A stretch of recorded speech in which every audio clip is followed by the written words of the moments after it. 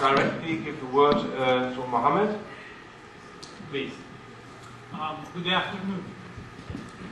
Just some people have already had their rich lunch and watching all these slides, heads upward and leaning against back the comfortable chairs. I think you need to be enlivened. When I was studying at the high school, Monday afternoon first lesson was sociology. And the system of the school, the first day and the last day you have the best meal at the school, because on the first day you are welcomed and they give you the impression that the rest of the week will be like this. On the last day we are going home and our parents will ask, what did you eat? Yeah, we eat, lentil soup, chicken, rice, and yogurt, dessert, and the fruit. So the first day, Monday afternoon, after the lunch sociology lesson, and it was always the ritual. The teacher says 2031, this is boys high school, very strong discipline. 2031, Muhammed Cetin, yes sir, you're sleeping.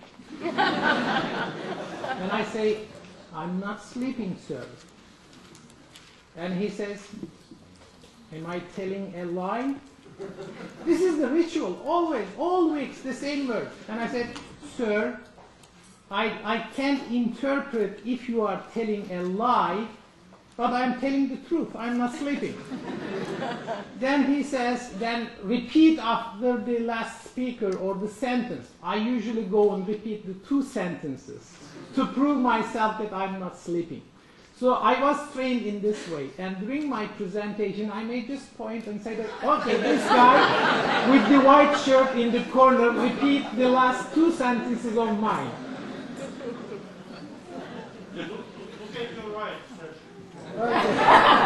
Okay, no.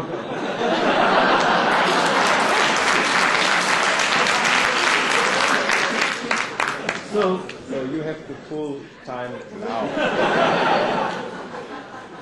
I had full 50 minutes. Okay, my topic is mobilization and counter-mobilization and the Gülen movement in Turkey. That was a very long paper, but I'm trying to be disciplined by Dr. Eichelman's very highly academic and scholarly instructions, and I'll try to finish it within 15 minutes. The Gülen movement mobilizes cultural and universal elements within Turkish society. It attempts to address the needs of a complex society and acts towards global integration within a well-established heritage. The Gülen movement pioneered through specific platforms that brought together of academics we watched on the slides, scholars, statesmen, thinkers, and journalists from different worldviews in Turkey. It works to consolidate and revitalize democratization. It leads the public space in starting negotiations on issues which have caused tensions and clashes for decades. As a result of its efforts, Journalists and Writers Foundation and its Avant platforms, for instance, turned into an ideal forum for the objectives and the dilemmas that Turkish society longed to discuss and resolve. This yielded a capacity for coexistence with a common sense of citizenship and without the need to change or clash with one another. People from left to right politically, and from observant Muslims to secularists, from statesmen to citizens, from members to leaders of non-Muslim communities in Turkey, came together for the first time and start questioning the past and seeing a different reality and becoming open and change and renewal. This participation of the Gülen movement in terms of projects within Turkish social and cultural life does not expand beyond the limits of institutional confines. Their services and organizations do not break the rules of the political game. Quite the contrary, as BBC's regional analyst Pamela O'Toole discussed, quoting, Gülen has been even feted, honored by Turkey's secular establishment. The message he preaches is one of tolerance, promoting a private, non-politicized form of Islam, which can peacefully coexist within Turkey's strongly secular state.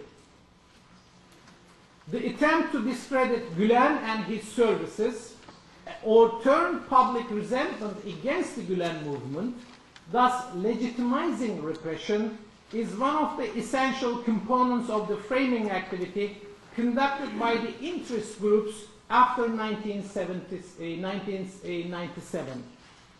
Control over the flow of information and the media guaranteed a structural advantage for the powers that be. However, these interest groups failed to contend successfully for public consensus, and the overwhelming majority of journalists, politicians, and civil society leaders remained unconvinced by the arguments against Gülen, though some were compelled to silence. In fact, we had respectable guests from that period among us, and they were not silenced. And I always respect their stance against this corruption and all these issues, and they are over here. Ilnur Çelik comments about this period. There are forces within the state which are trying to use Gülen for their own power struggle. Those who started the crusade against Erbakan, that was the prime minister at that time, now they are testing their strength against Gülen, who is not only a moderate preacher, but also a man who has won friends in high places. They want to show everyone that they can move mountains, and thus they can call the cards in Turkey. Let us hope all this blows over with minimum damage to Turkey after the August reshuffling period ends. This is the period when some of the generals are retired, some of them are taking over the positions. So this is the custom in Turkey. During that time, always civic initiatives, religious communities, faith-based initiatives are always become problematic during the period.